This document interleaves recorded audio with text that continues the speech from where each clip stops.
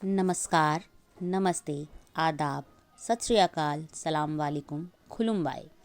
यह सब है भारत की विशाल संस्कृति की पहचान। भारत में खाने से लेकर भाषा तक, कपड़ों से लेकर त्योहारों तक, सभी में विभिन्नता उन्हें अनेकों में एक बनाती है। इस अनेकता में एकता को पूरे देश में बड़े स्तर पर मनाने के लिए और सभी राज्यों को एक दूसरे की सांस्कृतिक विभिन्नताओं से परिचित कराने के लिए भारत सरकार ने एक कार्यक्रम चलाया है जिसका नाम है एक भारत श्रेष्ठ भारत। यह एक प्रभावशाली योजना है। यह भारत सरकार द्वारा शुरू की गई प्रधानमंत्री श्री नरेंद्र मोदी जी द्वारा 31 अक्टूबर 2015 को सरदार वल्लभ भाई पटेल के जन्म दिवस पर इस योजना की शुरुआत की गई। इस योजना का मुख्य उद्देश्य मौजूदा सांस्कृतिक संबंधों के माध्यम से देश के विभिन्न भागों में एकता को बढ़ावा देना है और इसी के लिए 2 अलग अलग राज्यों को जोड़ीदार बनाया गया है।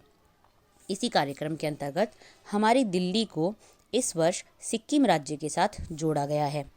तो अब हम जानेंगे सिक्किम के बारे में कुछ और अनूठी बातें। ऊंचे खूबसूरत पहाड़ और हरियाली से घिरे भारत के छोटे से राज्य सिक्किम की खूबसूरती किसी को भी अपनी तरफ खींच सकती है। लेकिन क्या आप जानते हैं कि देश की आज़ादी के सालों बाद सिक्किम भारत का हिस्सा बना। दरअसल सिक्किम में राजशाही थी, यानी कि राजा का शासन।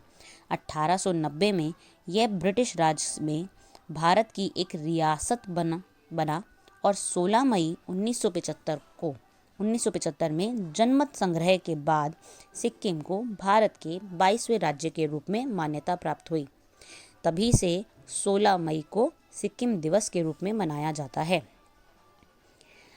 भारतीय राज्य का हिस्सा बनने से पहले सिक्किम में नामग्याल राजवंश का शासन था। इस राजवंश के संस्थापक तिब्बत से सिक्किम आए थे। भारत में शामिल होने से पहले इस पर्वतीय राज्य का आखिरी चौग्याल यानी कि राजा थोल्डन थोडुपु नामग्याल था। वह इस वंश के 12वें राजा थे। भारत की आज़ादी के 30 साल तक सिक्किम अपनी संरक्षित स्थिति बनाए रखने में कायम रहा। ब्रिटिश हुकूमत के जाने के बाद एकमात्र बदलाव यह हुआ कि रॉयल कोर्ट में ब्रिटिश की जगह पर भारतीय लोगों ने राजनीतिक और प्रशासनिक काम करने लगे। सिक्किम के शासक जोग्याल भूटिया लेप्चा समुदाय के थे। दिलचस्प बात यह है कि वे अल्पसंख्यक समुदाय का हिस्सा थे, फिर भी शासक की भूमिका में रहे। आज तक सिक्किम की 75% आबादी नेपाली है। सिक्किम के अंतिम राजा ने काठमांडू यात्रा के दौरान 1974 में उस संविधान संशोधन को चुनौती दी जिसके कारण सिक्किम भारत का हिस्सा बना। इस राज्य की 57.8% आबादी हिंदू धर्म को मानती है। 27.3% आबादी वज्रयान बौद्ध धर्म को मानने वाली है और 10% लोग ईसाई धर्म को मानते हैं। इस्लाम व जैन धर्म को मानने वाले सिर्फ 1% लोग हैं। इस राज्य का बॉर्डर यानी कि सीमा 3 देशों से सटी है। चीन, नेपाल और भूटान देश के अंदर इसकी सीमा पश्चिम बंगाल से लगी हुई है। यहाँ कई जाति के लोग रहने के कारण भाषाएं भी कई बोली जाती हैं। वर्तमान में यहाँ 11 भाषाएं बोली जाती हैं। अंग्रेज़ी राजभाषा है। इसके अलावा नेपाली, हिंदी, लेप्चा, सिक्किमीज़, सुनवरस, मगर, लिम्पू शेर्पा, तमांग और नेवारी अन्य बोले जाने वाली भाषाएं हैं। मूल रूप से ज़्यादातर नेपाली भाषा का प्रयोग यहाँ किया जाता है। भारत के 7 उत्तर पूर्वी राज्यों को 7 बहनों के रूप में माना जाता है, जिसमें अरुणाचल प्रदेश, मिजोरम, असम, मणिपुर, त्रिपुरा, नागालैंड और मेघालय हैं। सिक्किम को इन राज्यों का भाई कहा जाता है क्योंकि यह भौगोलिक रूप से उन राज्यों से बिल्कुल अलग है और जातीय रूप से भी अन्य राज्यों से गहरा संबंध नहीं है। सिक्किम देश में उन चुनिंदा जगहों में से है जहां हमेशा बर्फ गिरती रहती है।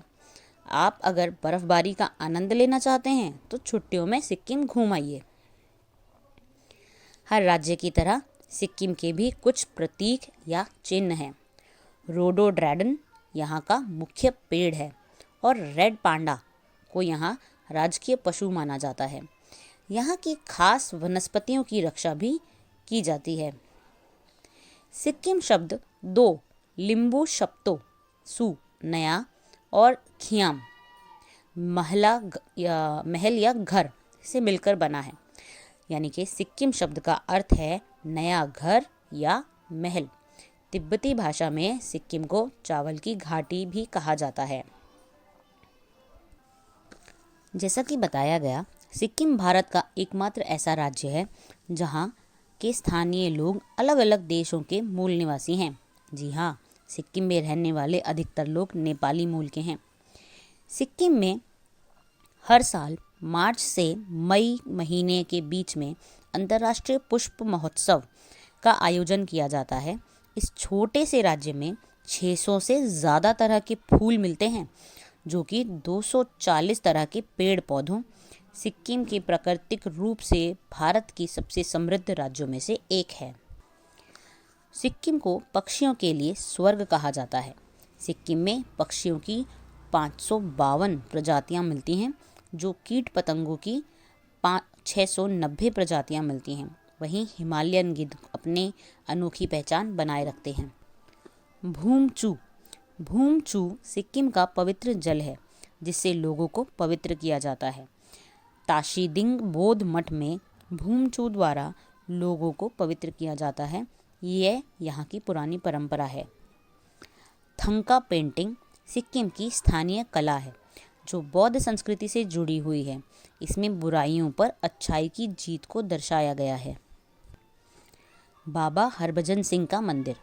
सिक्किम में यूं तो हजारों लाखों मंदिर मठ हैं, पर इंसान की पूजा यहाँ सिर्फ बाबा हरभजन की ही होती है।